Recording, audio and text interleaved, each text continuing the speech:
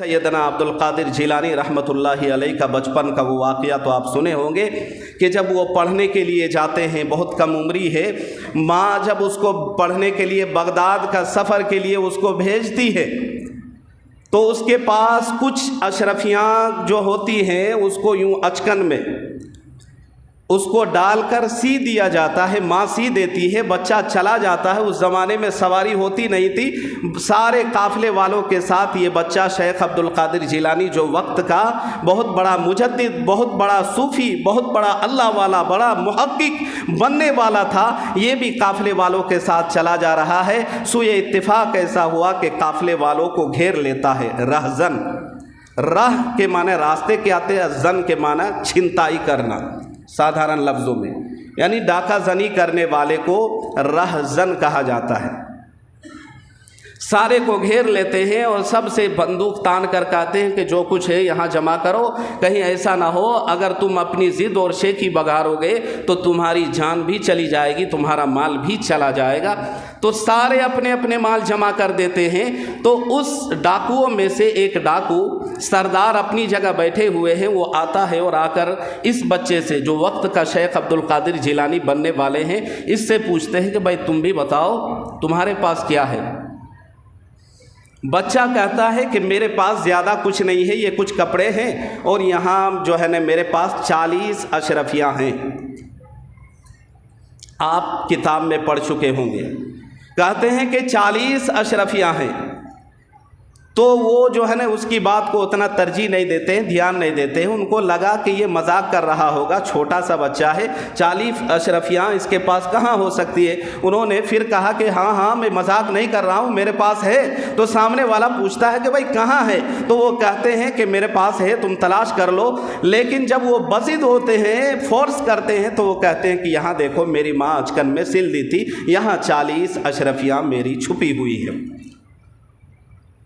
अब ये डाकू रहज़न वो पकड़ के उस बच्चे को जो वक्त का शेख अब्दुल कादिर जिलानी बनने वाले हैं उसको डाकू के सरदार के पास लेके जाते हैं और ले जाकर कहते हैं कि इसका ये माजरा है, सारी बातें कह सुनाते हैं। तो अब उन डाकुओं का जो सरदार है आगे से पूछते हैं कि ये बताओ ये बात तुम्हारी वालदा सी दी थी, ये किसी को पता नहीं था और हमें इस बात की भनक भी नहीं लगी थी, पता भी नहीं चला था। तलाशे बिसियार के बाद, बहुत डाला ढूंढने तलाश करने के बाद जब हमें ये बात पता नहीं चली, नहीं समझ में आया, तो तुम्हें ये बात बताने की क्या ज़रूरत थी।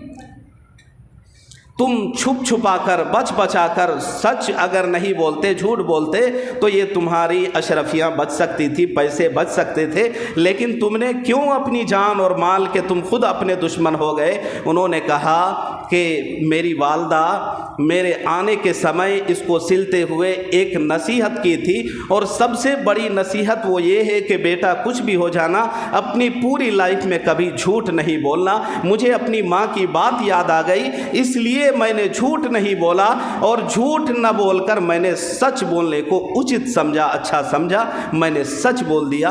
उन सारे डाकुओं के आंखों में आंसू आ गए, वो सारे को आंखें डबडबा गई, वो सारे के सारे जो है न अपने हथियार डाल देते हैं और डाकुओं का सरदार ये ऐलान करता है खुले तौर पर कि जिसका काफिले वालों का जो भी सामान लूटा है वो सारे सामान सबको वापस कर दिया जाए। सारे इसके सामने हथियार डाल देते हैं और सब इनके सामने तौबा करते हैं और सारे तौबा तिल्ला करके वक्त के सब अपने अपने नेक और वली बन जाते हैं। तो एक मामूली सी बात, सच बात, छोटी सी बात जिसकी वजह से इतने लोगों के हिदायत और तौबा ताइब का ज़रिया बन जाए, आप समझ सकते हैं ये झूठ से बचना और सच बोलना ये कितनी बड़ी बात हो सकती है। माशरे में झूठ पर झूठ, इसलिए आज जुमा में ये जो मैसेज और सबक दिया गया, आज जो बातें बताई गई, जिस उन्वान पर आज बात हुई, मैं आप सब से ये दरख्वास्त करूँगा कि आज से इंशाअल्लाह अहद करें, कुछ भी हो जाए, चाहे हमारे रिश्ते में खलल हो जाए, सामने वाले से दोस्ती ख़त्म हो जाए, कुछ भी हो जाए, लेकिन इंशाअल्लाह सुम्मा इंशाअल्लाह झूठ नहीं बोलूँगा। अल्लाह तबारक व तआला हम सब को हर तरह की रूहानी बीमारियों से, झूठ से, हर तरह के खुराफात से, वाहियात से, लग़वियात से बचने की तौफीक